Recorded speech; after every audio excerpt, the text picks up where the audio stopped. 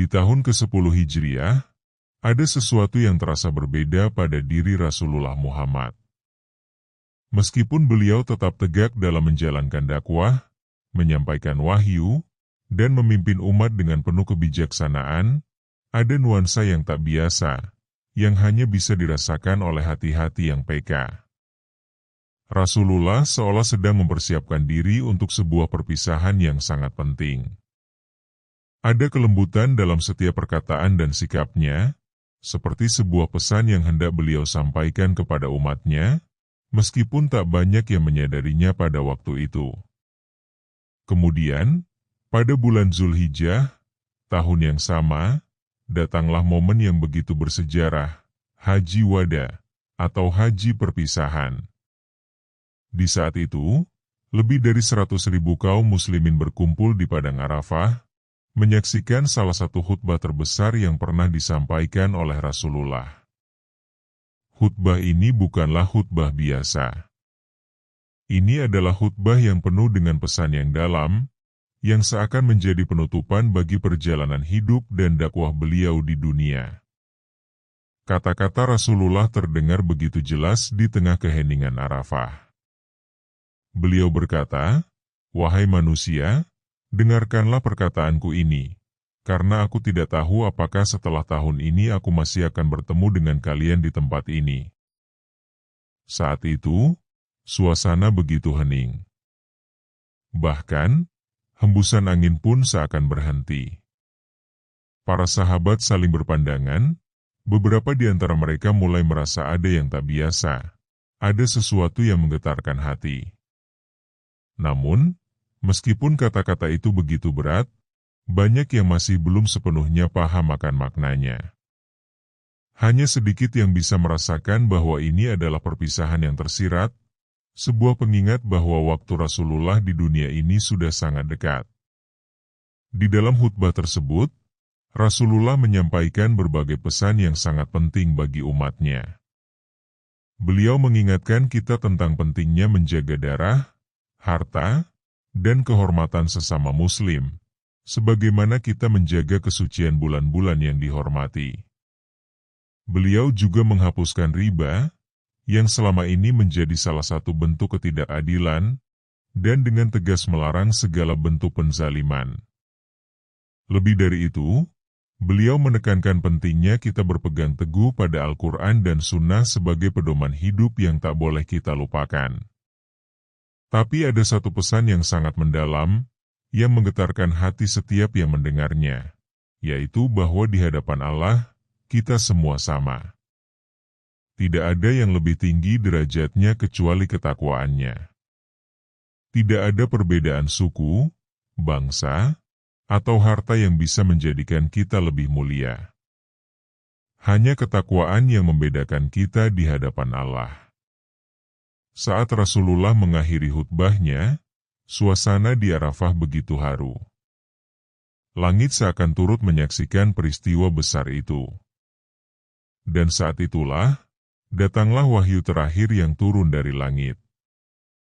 Pada hari ini telah aku sempurnakan untukmu agamamu, dan telah aku cukupkan nikmatku bagimu, dan telah aku ridai Islam sebagai agamamu. Quran Al-Maidah ayat 3. Abu Bakar As-Siddiq, yang sejak awal merasakan ada yang berbeda dalam sikap Rasulullah, tak bisa menahan air mata. Beliau menangis terseduh-seduh, menyadari bahwa tugas Rasulullah di dunia ini sudah selesai. Hatinya tahu bahwa hari-hari Rasulullah di dunia sudah tidak lama lagi.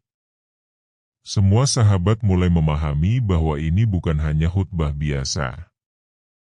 Ini adalah perpisahan yang sesungguhnya. Dan, ketika khutbah itu selesai, tak hanya sahabat yang merasa kehilangan, seluruh umat Islam mulai merasakan keharuan yang mendalam. Mereka tahu bahwa inilah momen yang akan dikenang sepanjang masa. Momen di mana Rasulullah dengan penuh kasih sayang menyampaikan wasiat terakhirnya, dan mengingatkan umatnya untuk tetap berpegang teguh pada ajaran yang telah beliau bawa. Setelah perjalanan Haji Wada, yang penuh makna, Ada perubahan yang semakin terasa pada diri Rasulullah. Ketika beliau kembali ke Madinah, sebuah perasaan yang berat dan berbeda mulai menghampiri tubuh mulianya. Rasanya seperti tubuhnya yang biasa tegap dan penuh semangat, kini mulai melemah. Keringat dingin mulai membasahi wajah beliau yang penuh cahaya, dan panas tubuhnya semakin meningkat. Semua itu menandakan bahwa sesuatu yang besar sedang terjadi. Meski begitu, Rasulullah tetap berusaha menjalankan tugasnya sebagai pemimpin umat. Tak ada yang terlihat di luar bahwa beliau sedang sakit. Beliau tetap berkeliling, mengajar, memberikan petunjuk, dan mengurus urusan umat. Namun, di dalam tubuh beliau, ada pertanda yang tak bisa diabaikan. Meskipun fisiknya mulai lelah, semangat beliau untuk menjalankan dakwah tak pernah padam. Begitu besar rasa tanggung jawab yang beliau emban, hingga sakit yang mendera tubuhnya tak menghentikan langkah beliau. Suatu malam, ketika tubuhnya semakin lemah dan sakitnya semakin parah, Rasulullah memutuskan untuk pergi ke Baqi, sebuah pemakaman yang terletak tidak jauh dari Masjid Nabi di Madinah. Tempat ini adalah tempat beristirahatnya para sahabat yang telah mendahului beliau. Ketika tiba di sana, Rasulullah berdiri di antara pusara-pusara sahabat, dan dalam keheningan malam itu, beliau berbisik lirih dengan suara yang hampir tak terdengar. Keselamatan atas kalian, wahai penghuni kubur. Aku akan segera menyusul kalian. Kata-kata itu begitu dalam, begitu penuh makna, seakan beliau sudah bisa merasakan bahwa waktunya di dunia ini semakin dekat. Tak ada yang bisa menahan air mata para sahabat yang mendengar ucapan tersebut. Mereka merasa, dengan hati yang semakin pilu, bahwa perpisahan dengan Rasulullah sudah dekat. Para sahabat yang setia berada di sisi beliau, mulai menyadari bahwa mereka akan kehilangan seseorang yang sangat berharga. Seseorang yang telah membimbing mereka dengan penuh kasih, yang selama ini menjadi penerang dalam kegelapan hidup mereka. Hari demi hari, kondisi Rasulullah semakin memburuk. Sakitnya mulai terasa sangat parah, dan tubuh beliau semakin lemah. Pada saat-saat seperti ini, beliau tetap menunjukkan kebesaran jiwa, tetap memikirkan umatnya, dan tak ingin membebani mereka dengan rasa takut yang mungkin akan timbul akibat penyakit yang beliau derita. Namun, sebuah keputusan penting harus diambil. Pada suatu hari, Rasulullah meminta agar Abu Bakar As-Siddiq menggantikan beliau untuk memimpin sholat. Dengan suara lembut namun penuh makna, beliau berkata kepada para sahabat, "Suruhlah Abu Bakar untuk menjadi imam sholat." Ini adalah tanda yang sangat jelas. Beliau memberikan isyarat bahwa kepemimpinan umat Islam harus diteruskan, dan Abu Bakarlah yang menjadi orang yang paling layak untuk memimpin umat setelah beliau. Para sahabat yang mendengar perintah ini tentu sangat terharu, namun mereka tahu bahwa ini adalah bagian dari takdir yang harus diterima.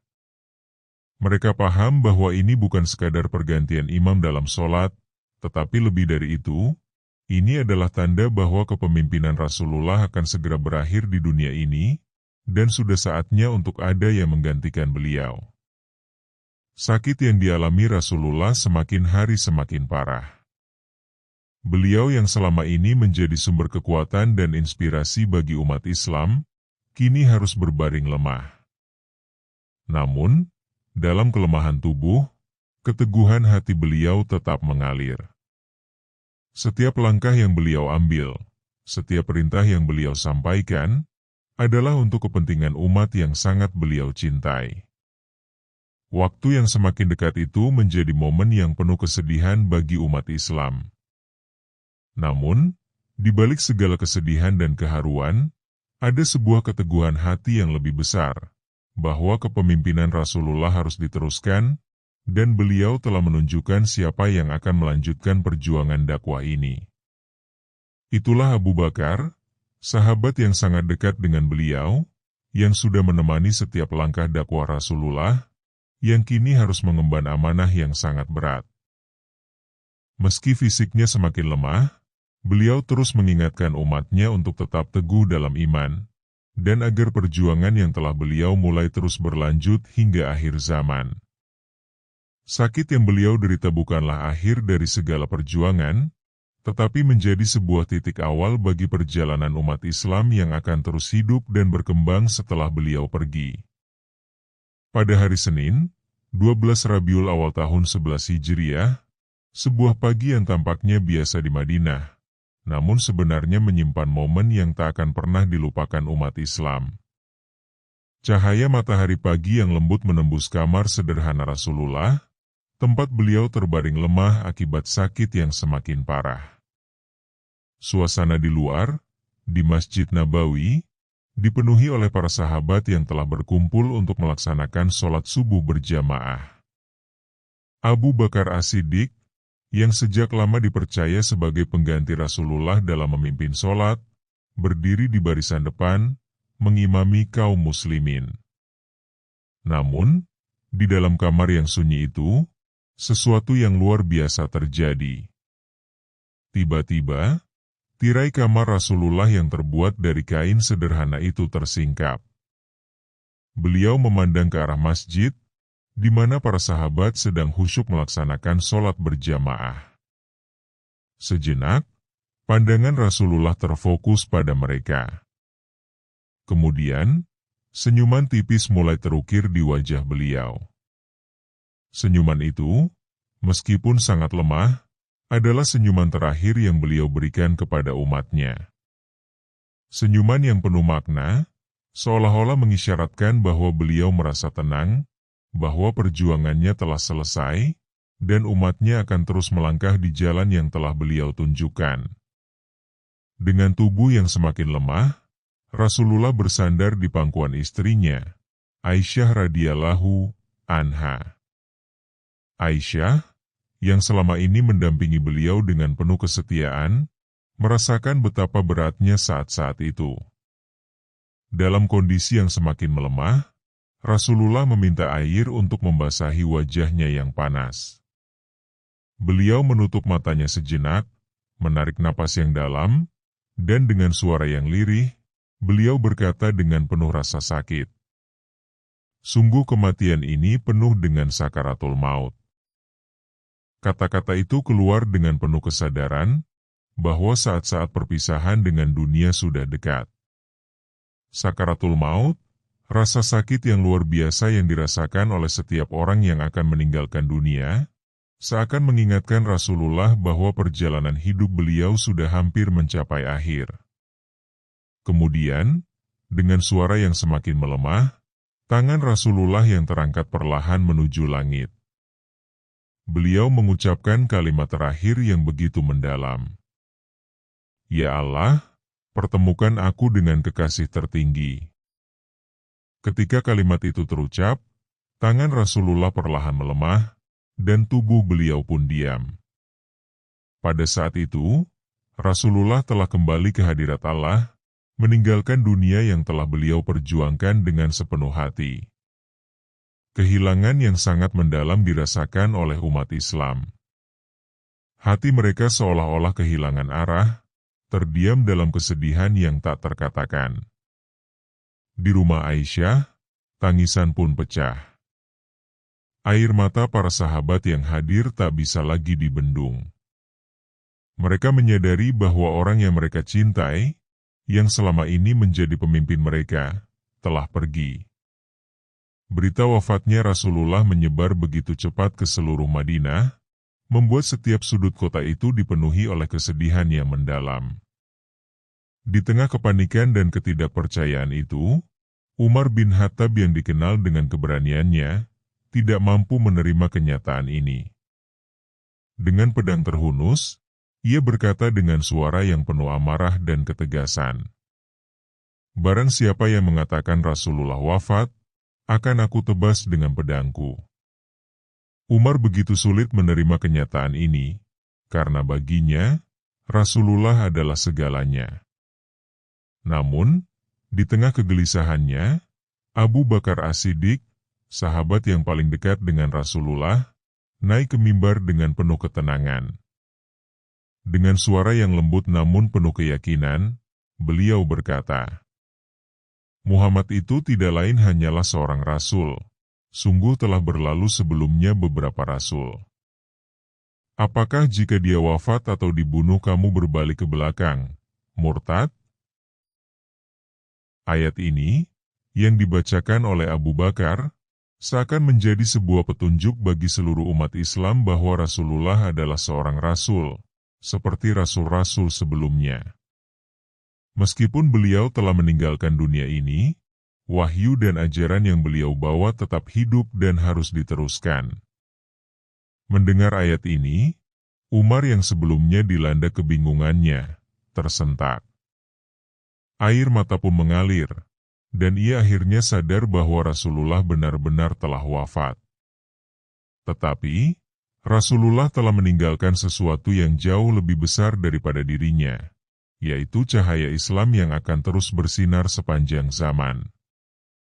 Rasulullah tidak meninggalkan warisan harta benda yang melimpah, tidak pula istana megah atau kekayaan duniawi lainnya.